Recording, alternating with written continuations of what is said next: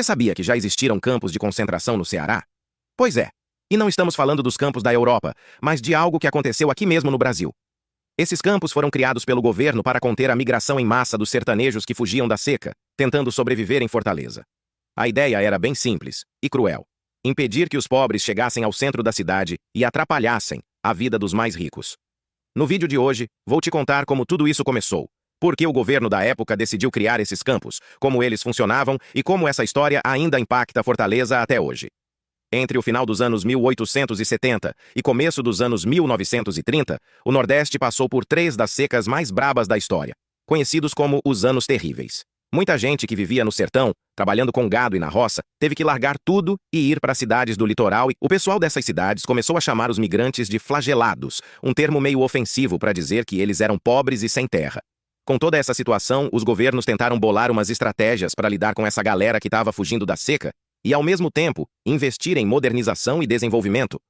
Ao longo dos anos, os governos tentaram várias estratégias para lidar com os efeitos das secas no Nordeste do Brasil, especialmente sobre a população do sertão. Muitos sertanejos que eram afetados pela seca acabavam migrando para outros estados, ou mesmo dentro do próprio Ceará. A seca de 1877 foi um marco importante na história do Ceará, pois foi a primeira vez que grandes grupos de pessoas resolveram ir para a capital, em vez de mudar para outras áreas rurais do interior. Mesmo que a seca fosse claramente um problema ambiental, seus efeitos tiveram um impacto social e político enorme. Na época, as autoridades, ao invés de pensar em uma maneira de ajudar a galera, se preocuparam mais em impedir eles de chegar em Fortaleza. Na virada do século XX, a migração em massa fez a população de Fortaleza disparar. Esse crescimento todo rolou junto com um período de reformas na cidade, inspirado por movimentos como a Belle Époque. Esse período da Belle Époque já foi abordado com mais detalhes na série de vídeos sobre a história de Fortaleza. Mesmo que a galera da burguesia não fosse um grupo totalmente unido, todos estavam de acordo que a chegada em massa dos flagelados representava um baita risco para a ordem na cidade. Eles viam esses migrantes como uma multidão perigosa, pronta para causar problemas. Para controlar essa situação, as autoridades decidiram criar áreas específicas para reunir, isolar e controlar essa galera, dando origem aos abarracamentos e, mais tarde, aos campos de concentração. A ideia dos abarracamentos, em 1878, e dos campos de concentração, em 1915, começou como uma estratégia para modernizar Fortaleza. Sob a fachada de uma política de assistência, a concentração de migrantes em áreas específicas foi, na verdade, um jeito de controlar onde essas pessoas se instalavam, além de cuidar do saneamento e da gestão de doenças. As autoridades locais escolheram lugares estratégicos para isolar essa galera nova e evitar que eles tivessem contato com o centro da cidade. Naquela época, Fortaleza estava crescendo e se enriquecendo com o comércio e a exportação de algodão. Mas, apesar de toda essa prosperidade, a seca de 1877 foi brutal e trouxe os primeiros grandes grupos de migrantes para a cidade, mudando a dinâmica de Fortaleza rapidinho. Para lidar com essa crise, o governo local decidiu isolar os flagelados, estabelecendo 13 abarracamentos dentro da cidade. Esses espaços serviam para acomodar os migrantes que chegavam do sertão e também funcionavam como pontos de recrutamento para mão de obra barata nas obras públicas, como barragens, prédios cívicos e saneamento. As autoridades locais tentavam justificar os baixos salários que ofereciam, dizendo que já estavam ajudando os refugiados nos abarracamentos, oferecendo um espaço para descansar e distribuição de comida. Mas logo depois, em 1915, veio outra grande seca e uma nova onda de migrantes chegou a uma Fortaleza recém-modernizada. Isso fez o governo repensar como estavam organizados os abarracamentos. A nova ideia era concentrar os refugiados em um único local isolado na periferia da cidade, o campo de concentração do Alagadiço.